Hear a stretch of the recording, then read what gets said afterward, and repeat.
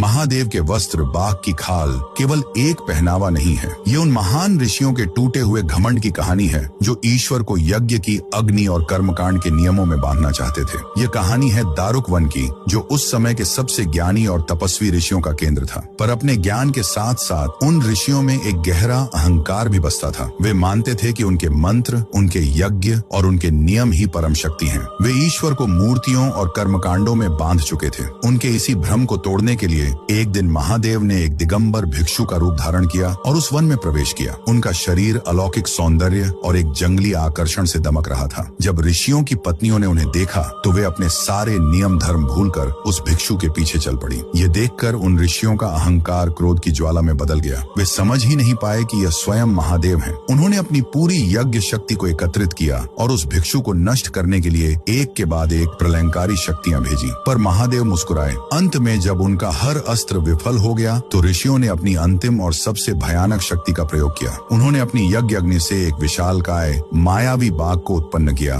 और उसे उस भिक्षु पर छोड़ दिया। पर वह बाघ जिस पर झपटा था वह कोई साधारण भिक्षु नहीं बल्कि स्वयं पशुपतिनाथ थे, पशुओं के स्वामी। महादेव ने उस बाघ को खेल खेल में वश में कर लिया और अपने नाखून के एक ही स्पर्श से उसकी खाल उतारकर उसे अपने वस्त्र की तरह धारण कर लिया। वह बाघ केवल एक पशु नहीं था, वह उन ऋषियों के अहंकार, उनकी अनियंत्रित इच्छाओं और उनकी कच्ची पाशविक शक्ति का प्रतीक था। उस खाल को पहनकर महादेव ने यह घोषणा कर दी कि वे केवल देवताओं के ही नहीं बल्कि हर उस प्राकृतिक और पाशविक शक्ति के भी स्वामी हैं जिसे मनुष्य नियंत्रित करने का दंभ भरता है। ये वस्त्र हमें याद दिलाता है कि सच्ची शक्ति बाहरी आडंबरों में नहीं बल्कि अपने भीतर की पशु वृत्तियों जैसे अहंकार और क्रोध को वश में करने में है। उस दिगंबर महादेव के सम्मान में जो अहंकार को भी अपना वस्त्र बना लेते हैं, कमेंट्स में जय पशुपतिनाथ महादेव अवश्य लिखें।